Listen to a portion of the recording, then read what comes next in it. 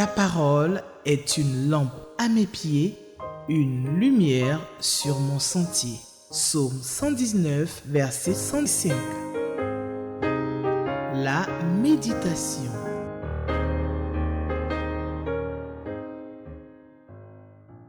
Si donc vous êtes ressuscité avec Christ, cherchez les choses d'en haut où Christ est assis à la droite de Dieu. Affectionnez-vous aux choses d'en haut et non à celles qui sont sur la terre.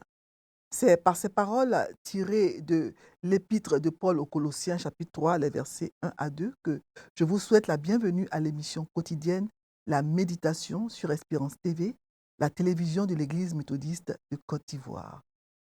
Nous allons prier en chantant ce chant de la lyre qui dit « Ta parole est la boussole qui, fidèle, me conduit loin des choses vaines, folles, loin du prince de la nuit. » Ta parole est la boussole qui, fidèle, me conduit loin des choses vaines, folles, loin du prince de la nuit.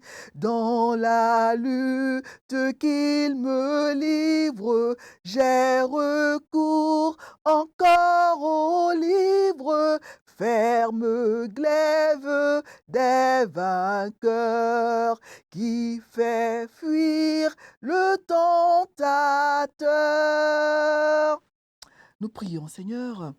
Ta parole, elle est notre boussole qui nous conduit sur le chemin de la vie. Elle est une lampe à nos pieds et une lumière sur notre sentier. C'est pour cela que nous la lisons chaque jour. C'est pour cela que nous la méditons quotidiennement comme tu nous le recommandes. Seigneur, nous sommes venus pour t'écouter, nous parler, et nous prions que tu nous disposes à l'écoute de ta parole. Fais taire en nous, ô notre Dieu, toute autre voix que la tienne. Au nom de Jésus. Amen. Voilà. Alors, le texte du jour pour le lundi 8 septembre 2025, le texte donc se trouve dans Matthieu 24, 32 à 42. Voilà, nous allons maintenant dans le Nouveau Testament et nous allons lire dans l'Évangile de Matthieu, Matthieu chapitre 24, les versets 32 à 42. Et je vais donc lire le texte dans la version Louis II. Nous répondrons ensuite aux questions 1, 4 et 7 du lecteur. Et le titre que le lecteur donne à ce texte est « Alerte les choses de la fin ». Alerte les choses de la fin. Voilà. Matthieu 24, 32 à 42.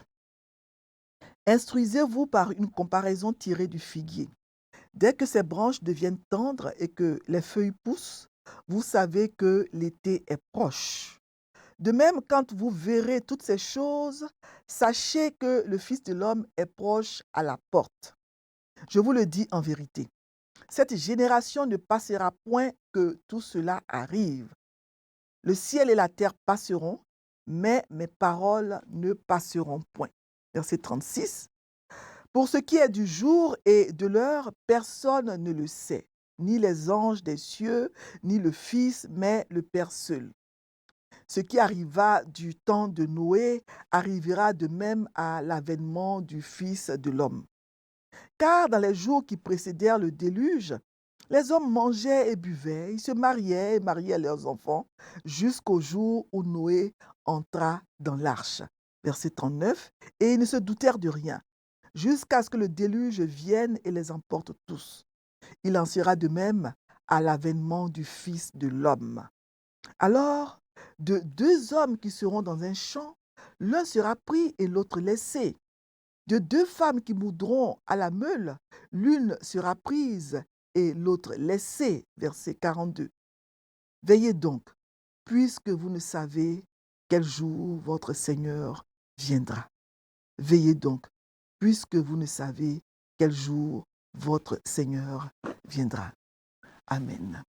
Alors, ce texte que nous venons de lire, Matthieu 24, 32 à 42, fait partie du discours de Jésus sur le mont des Oliviers, quelque temps avant sa mort. Donc, Jésus, au début de ce chapitre 4, chapitre 24 plutôt, peut dire un peu ce qui a été dit avant le texte que nous venons de lire, Matthieu 24, 32 à 42.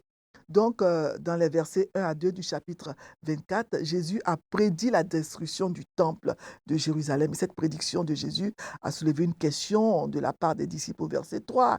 Bon, les disciples lui ont demandé au verset 3, il lui pose la question, dis-nous quand cela arrivera-t-il et quel sera le signe de ton avènement. Voilà, et ensuite, dans les versets 4 à 8, Jésus, il va décrire les conditions générales du monde pendant la période qui va s'écouler entre son ascension, sa montée au ciel, et le temps qui va précéder immédiatement sa seconde venue. Ça, c'est dans les versets 4 à 8. Et dans les versets 9 à 14, Jésus, il décrit ce à quoi les disciples doivent s'attendre entre son ascension et sa seconde venue. Et au verset 15, Jésus parle du signe. Il donne le signe de l'abomination, de la dévastation dont a parlé le prophète Jacob. Voilà, non, le prophète Daniel, excusez-moi. C'est pourquoi lorsque vous verrez l'abomination de la désolation dont a parlé le prophète Daniel établi en lieu saint, que celui qui lit fasse attention. Donc l'abomination de la désolation ou de la dévastation. Et dans les versets 16 à 20, Jésus avertit de ce qu'il faut faire lorsque l'abomination de la désolation va apparaître. Il dit qu'il faudra donc fuir immédiatement. Et dans les versets 21 à 28, il dit qu'après l'abomination de la dévastation, l'abominable désolation, il dit qu'une grande une grande détresse, plutôt appelée grande tribulation, va venir sur la terre. Et dans les versets 29 à 31, bon, Jésus dit qu'après la grande tribulation, ce sera le retour, ce sera donc le temps de son retour, et donc il va revenir après la grande tribulation. Ça, il le dit dans les versets 9 à 31. Il annonce donc son retour. Donc Jésus va revenir après la grande tribulation. Alors nous arrivons maintenant dans le texte, nous arrivons donc au texte que nous venons de lire, les versets 32 à 42 de Matthieu 24. Et dans ce texte, d'abord dans les versets 32 à 35, Jésus donne des informations sur le déroulement des événements des derniers temps, le calendrier des événements des derniers temps. Et au verset 36, il dit que personne ne connaît le jour et l'heure de son retour, ni les hommes, ni les anges. Et dans les versets 37 à 39, Jésus dit que ce qui est arrivé du temps de Noé lors du déluge va arriver de même à son avènement, l'avènement du Fils de l'homme. En ce moment-là, les hommes ne se douteront de rien quand il va revenir. Et enfin, dans les versets 40 à 42, Jésus recommande à ses disciples de se tenir prêts parce qu'il va revenir quand les hommes ne s'y attendront pas. Alors, dans les versets 32 à 35, Jésus donne des informations donc sur le calendrier des événements des derniers temps. Il dit au verset 32, instruisez-vous par une comparaison tirée du figuier. Dès que ses branches deviennent tendres et que les feuilles poussent, vous savez que l'été est proche. En effet, le figuier, qui était un arbre fruitier commun en Israël et qui est mentionné à plusieurs reprises dans l'Ancien Testament, il a un calendrier régulier. Donc, quand les feuilles du figuier apparaissent, ça veut dire que l'été est proche. Les feuilles apparaissent et l'été suit. Alors, quand vous voyez les feuilles, vous savez que l'été est proche. Donc, la référence de Jésus au figuier fait allusion ici à la façon dont le figuier suit des cycles de croissance fiables liés aux saisons. C'est sûr, quand les feuilles apparaissent, l'été arrive.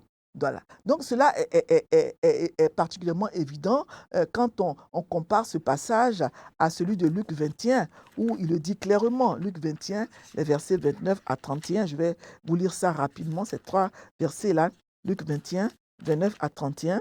Jésus dit ceci, que il leur dit au verset 29, il leur dit une comparaison. Voyez le figuier et tous les arbres. Dès qu'ils ont poussé, vous savez de même en regardant que déjà l'été est proche.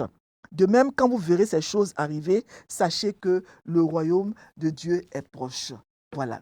Donc, sachez, quand vous allez voir toutes ces choses arriver, que le royaume de Dieu est proche, que Jésus est à la porte. Jésus a assuré que lorsque ces signes décrits dans ce passage vont apparaître, comme il avait prédit, l'abominable dévastation, suivie d'une grande tribulation, suivie donc de certains signes dans les cieux. Donc, il avertit, donc, il prédit que quand tout cela va se produire, ben, son retour est proche, son retour va arriver.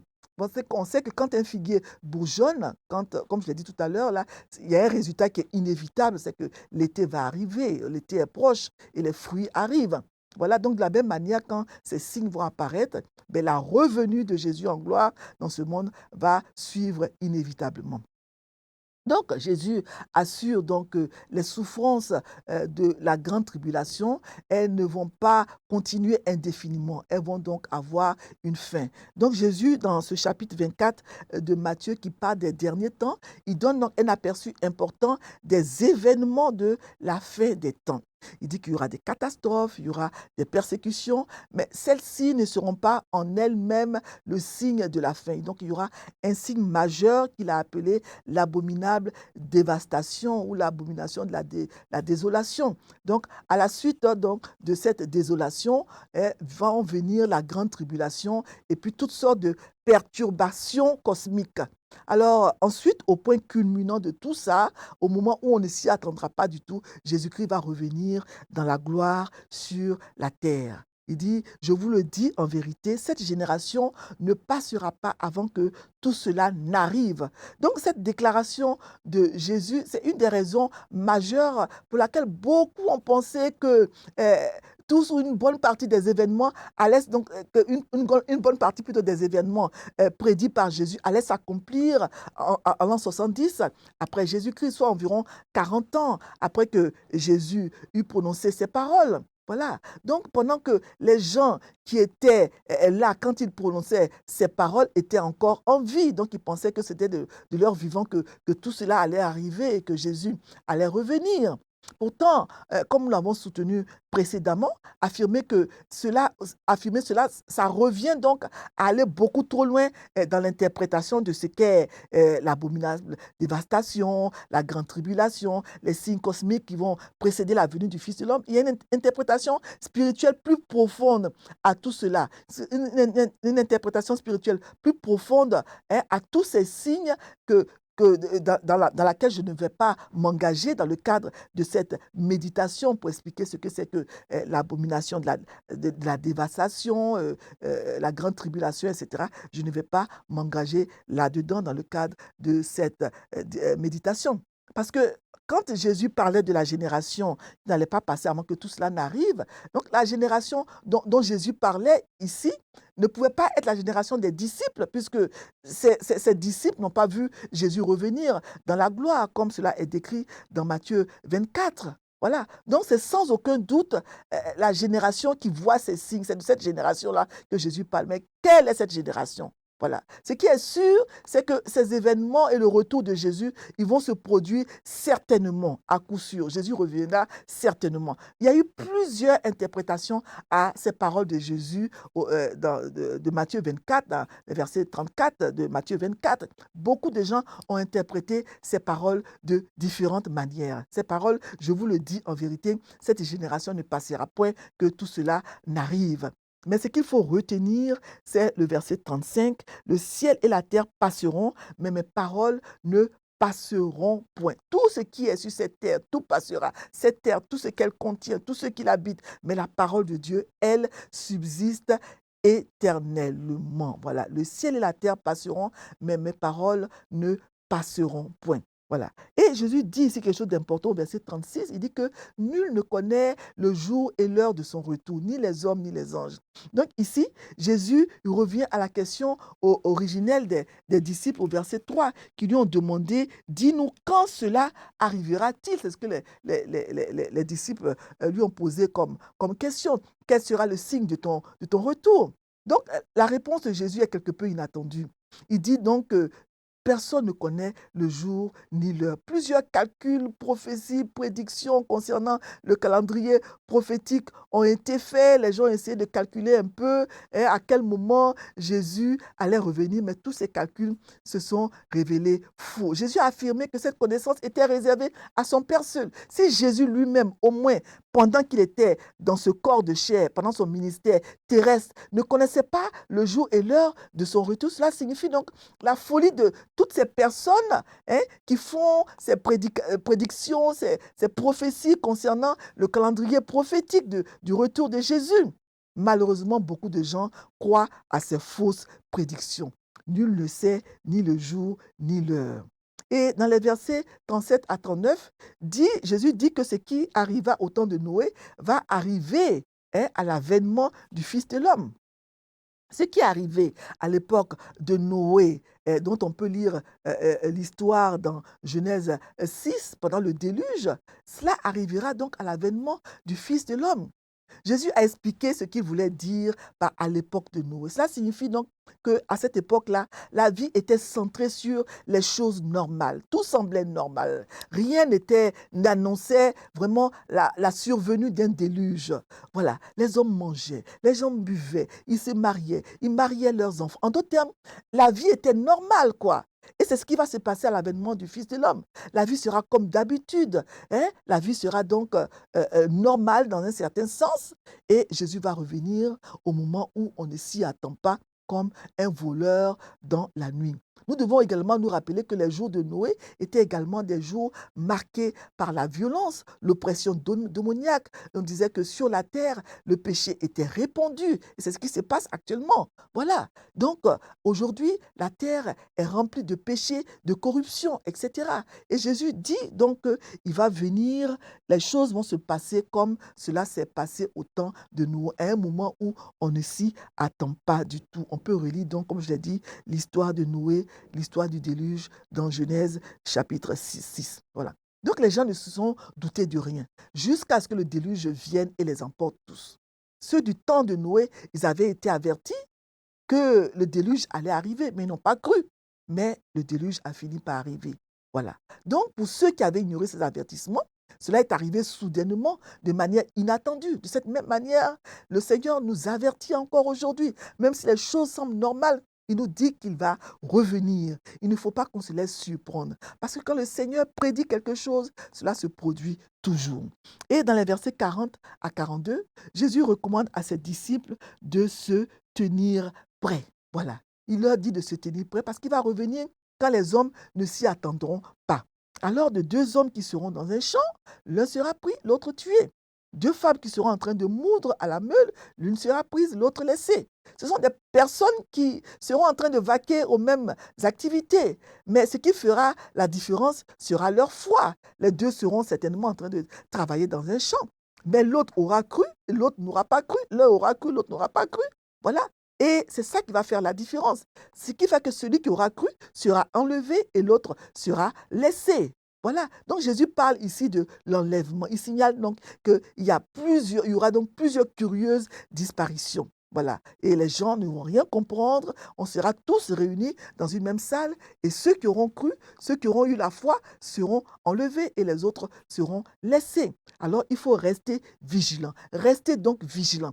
Puisque vous ignorez, vous ne savez pas, nous ne savons pas à quel moment notre Seigneur reviendra. Puisque le jour et l'heure de cette venue ne sont pas connus, les disciples de Jésus, tous ceux qui croient, doivent rester constamment vigilants par rapport à sa venue. C'est un avertissement. Jésus revient bientôt. Et quand Jésus dit quelque chose, cela se réalise toujours. Alors, les questions proposées par le lecteur sont les questions 1, 4 et 7. Question 1, de quoi ou de qui parlent ces versets? Donc, de qui dans ce passage? On parle de Jésus, on parle des disciples. De quoi? On parle des temps de la fin dont j'ai parlé dans mon commentaire tout à l'heure. Et la question 4, c'est, y a-t-il un ordre auquel obéir dans ce texte? Oui, l'ordre, pour moi, le plus important ici, c'est celui qui se trouve au verset 42. Veillez donc, puisque vous ne savez pas quel jour votre Seigneur viendra. Donc, nous devons être en état d'alerte, parce que le Seigneur peut venir à n'importe quel moment. Nous devons être prêts pour son retour. Le Seigneur reviendra. Nous devons être vigilants. Nous devons veiller, parce qu'on ne sait pas quel jour le Seigneur va revenir. Ça peut être cette nuit, ça peut être demain. Nul ne connaît le jour ni l'heure. Nous devons veiller. Voilà. Et ça veut dire quoi, veiller? Veiller, ça veut dire être continuellement dans la présence de Dieu. Ne pas s'éloigner du Seigneur, parce que le Seigneur peut revenir à n'importe quel moment. Et la question 7 est la suivante. Quelle vérité Dieu me révèle-t-il? Oui, le Seigneur nous révèle plusieurs vérités importantes dans ce texte. Il nous révèle donc que nous devons être vigilants. Nous devons être vigilants. Une autre vérité aussi, c'est que le ciel et la terre, au verset 35, passeront, mais les paroles de Dieu ne passeront point. Voilà. Dieu, sa parole est éternelle. Elle ne passera point. Beaucoup de gens ont essayé de détruire la parole de Dieu, ont essayé de détruire la Bible. Mais ce message a traversé les siècles, a traversé le temps et est parvenu jusqu'à nous et il est toujours d'actualité. La parole de Dieu ne passera point. Elle est toujours d'actualité. Tout passera, la parole de Dieu, elle, va demeurer. Donc ça, c'est une vérité. Voilà. Et le verset 36, c'est que personne ne sait ni le jour ni l'heure. N'écoutez pas tous ces gens qui font des calculs en disant oui, Jésus va revenir à telle date, Jésus sera là dans tant d'années, etc. C'est faux. Il a dit, personne ne sait ni le jour ni l'heure. Donc ça, c'est une vérité que nous devons retenir. On ne doit pas chercher à savoir exactement quand le Seigneur va revenir. Tout ce qu'on nous demande de faire, c'est de nous tenir prêts, parce que c'est sûr qu'il va revenir. Voilà. Et il va donc se passer, les choses vont se dérouler de la même manière qu'elles se sont déroulées au temps de Noé. Les choses sembleront normales. Les gens vont vivre normalement. Ils vont manger, ils vont boire, ils vont se marier, ils vont marier leurs enfants. Et c'est en ce moment-là, quand ils ne vont se douter de rien, que le Seigneur va revenir. Et c'est une vérité. C'est aussi une vérité que les gens sont tous peut-être ensemble. Voilà, deux hommes vont travailler ensemble dans un champ. Deux femmes vont moudre ensemble le grain. Mais ce qui va faire la différence, c'est la foi, la croyance. Ceux qui auront cru seront enlevés et ceux qui n'auront pas cru seront laissés. Et nous devons savoir que c'est une vérité, c'est la réalité. Le Seigneur va revenir et ceux qui auront cru en lui vont être enlevés. C'est pour cela que nous devons tout faire pendant que nous sommes encore vivants pour croire au Seigneur, nous attacher à lui, parce que c'est ceux qui auront cru en lui qui seront enlevés et les autres seront laissés. C'est une vérité. Voilà, nous allons lire le commentaire du lecteur. Lundi 8 septembre 2025. Alerte, les choses de la fin. Un événement comme l'avènement du Seigneur Jésus-Christ se prépare. Savoir la période, les dispositions à prendre, etc. C'est la préoccupation de tout disciple. Quelles dispositions prendre? Le premier ordre de Christ à ses disciples est de s'instruire. Luc 21, 29. Par les éléments de la nature. La venue de l'été se remarque par la texture des branches du figuier. Certains signes précurseurs seront donc révélateurs de l'imminence de la venue du royaume de Dieu. Il faut s'instruire aussi par les faits du passé, comme l'histoire de Noé et du déluge. Le deuxième ordre, c'est veiller. Veiller parce que l'histoire va se répéter. Veiller parce qu'on ne connaît ni le jour ni l'heure. Es-tu à jour par rapport à ces deux dispositions? À chacun de nous de répondre à cette question. Vérité sur l'avènement du Seigneur. Les paroles, prophéties annoncées s'accompliront. Dans cette génération pour la destruction du temple, et même quand le ciel et la terre passeront pour le retour du Seigneur. L'information concernant le jour et l'heure est réservée exclusivement au Père et relève de sa souveraineté. Pour l'avènement du Fils de l'homme, Jésus annonce le même schéma qu'au temps de Noé. La vie qui se déroule normalement dans le manger, le boire, les occupations et préoccupations, une ambiance d'insouciance totale jusqu'à la surprise générale, la catastrophe, le chaos. L'autre vérité qui ressort, versets 40 à 41, est que chacun doit faire face individuellement à sa destinée, sans parents, enfants, conjoints, collègues ou amis. Même si l'on se trouve à 2, à 3 ou en groupe, il surprendra tout le monde puisque la vie suivra son cours normal. Pour conclure, veille. Est-il question ici de se priver de sommeil? Non. Pour celui qui attend son Seigneur, c'est s'instruire dans la parole de Dieu, c'est ça veiller. S'instruire dans la parole de Dieu, prêter attention aux signes, aux événements du passé, avoir des préoccupations concernant cet événement, le préparer en suivant les recommandations.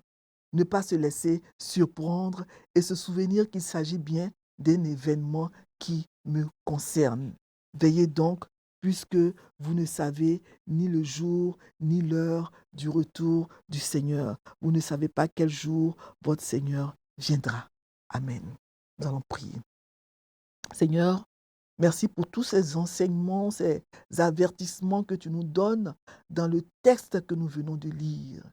De la même manière que les prophéties annonçant ta naissance se sont réalisées, de cette même manière, les prophéties annonçant ton retour se réaliseront